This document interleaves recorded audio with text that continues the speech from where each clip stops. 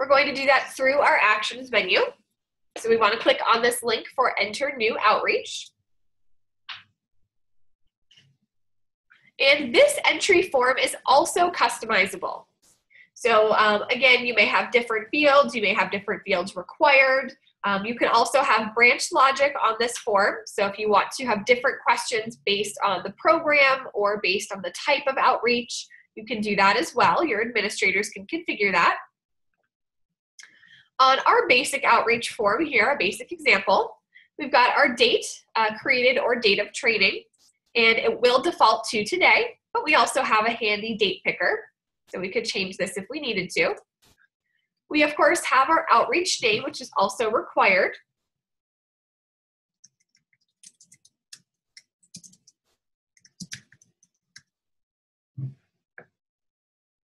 We then have a field that allows us to tag this outreach to an organization.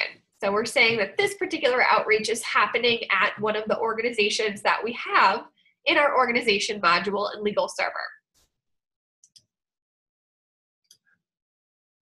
This particular field does not limit the organizations by type, so any organization that you've added to your LegalServer site will appear here for you to choose from. We have your active indicator, which will also default to yes. We have your program field, so you can select programs that this particular outreach is related to. Same thing with office, you've got your office dropdown.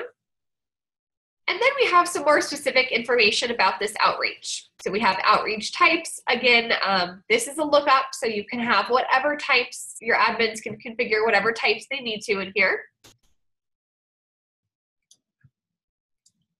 The subject dropdown is going to give you some values to choose from. Again, this is just a regular lookup, so you can have whatever type of subjects you want in here. So these could be things like identity theft, senior consumer, etc. We've got a funding code field, so we can tag our outreach to a funding code.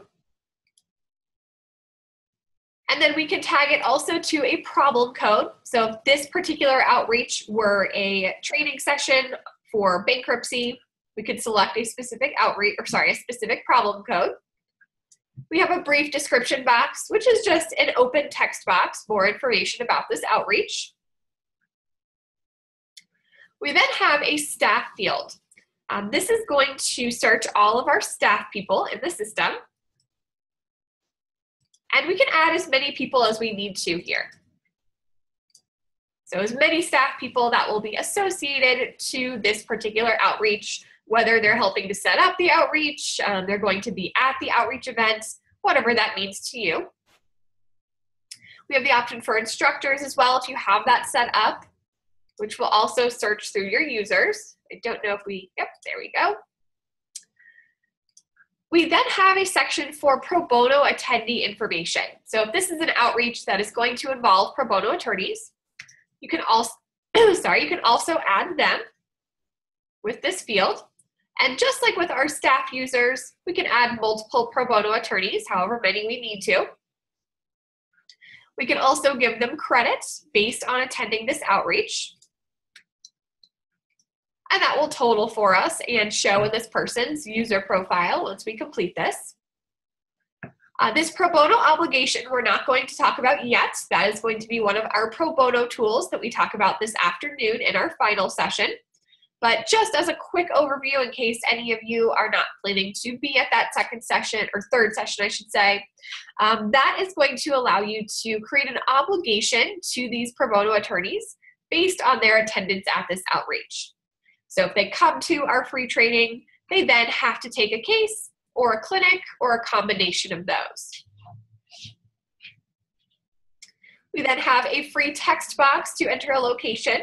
So if you're not entering your organization as the location, it's not at one of your organizations that you partnered with and put into your organization module, you can enter that here. And you also have a box for number of attendees.